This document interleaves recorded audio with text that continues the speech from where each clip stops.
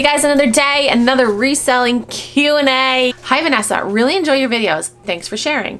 When you began selling on eBay, did you encounter scammers? All the offers or purchases I receive are fake. As soon as I see something has sold, I have an email from the buyer requesting that I text to the phone number in the email. They claim to have additional questions about the item. This is driving me crazy. I've notified eBay and they have put eBay pursuits on hold for now.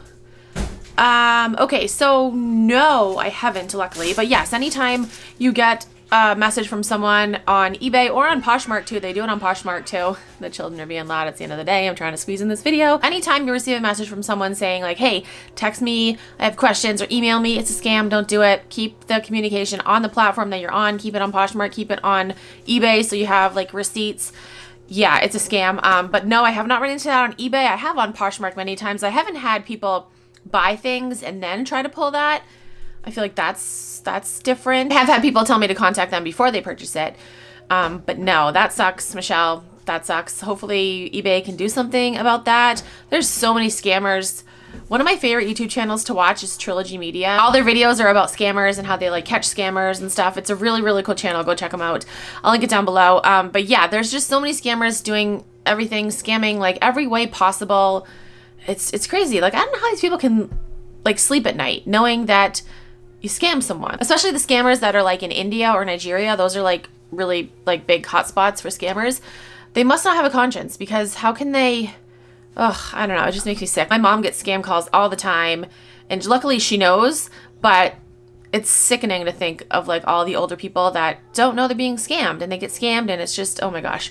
Anyway, scammers suck, and hopefully eBay can figure out something. It's next question. Hello, I wanted to first tell you I'm really loving your YouTube content and the help you have been able to offer. Oh, I'm pretty much frustrated with Poshmark all the time, but tonight I'm just irritated. I added some new listings, and in my stats, my number of listings went down, and so did the value. This has been happening quite a bit, where the numbers have just been all over the place and seriously inaccurate. Has this happened to you?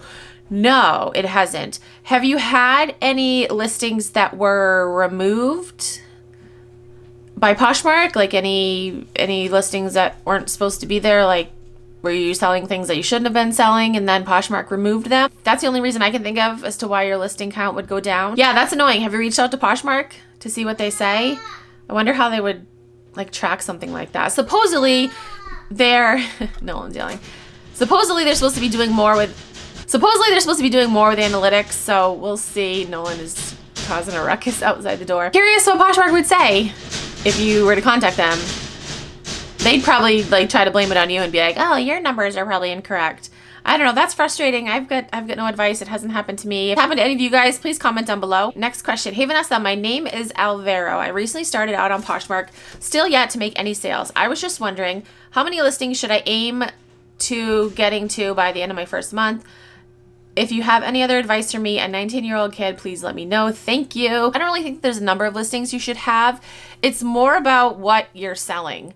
I know some resellers would be like, oh, like 500 listings is my sweet spot. It's like, I don't believe that shit. It's what you're selling. Like, you can have a closet with like 50 things in it, and my battery light's flashing. Do I have a charged battery? Probably not. Probably not. You can have like 50 things in your closet, and someone else can have like 300 things, and you can make more sales than them. It all depends on what you're selling. You know, obviously, the more listings you have, the more chances you have to make a sale. But again, it's about what you're selling. So I wouldn't aim for like a certain amount. I would just really look at what you are sourcing. And as far as any other advice, I have tons of advice. I have millions of videos, not millions, but I have a lot of videos on my channel. I will link my Poshmark playlist down below. Go check them out. And if there's anything like specific that you have questions on, you can always ask. We're not zooming in that far. Okay, next question. I think this might be the last question. All right, next question. I just saw the purse for $100 on Poshmark. I think you meant sold. I just sold a purse for $100 on Poshmark, but then I looked up comps and realized I could sell her for 3 times the amount. Is it wrong of me to cancel the sale and relist it for more? So I feel like that's like a moral question. I feel like people will have different answers. Some people will be like, I'm running a business and I'm trying to make as much money as I can. Other people will be like, yeah, I think it's morally wrong to do that.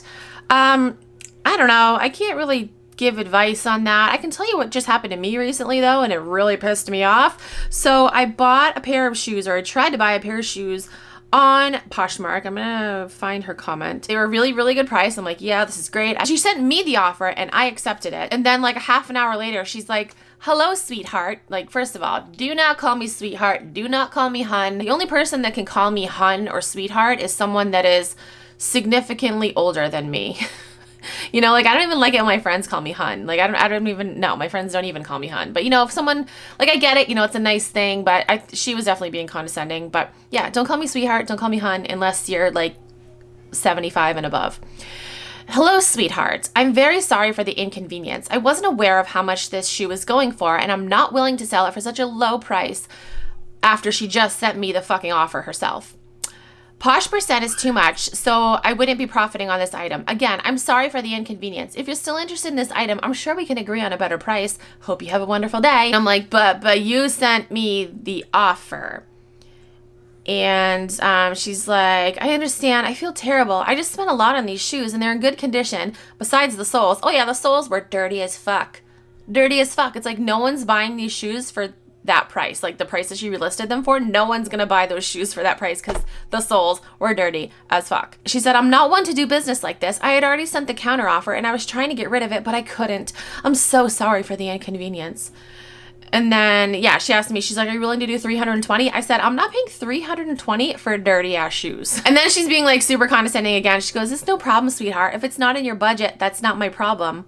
I'm like, I can afford the shoes, but I'm not spending $320 on dirty ass shoes. Like, what part about that don't you understand?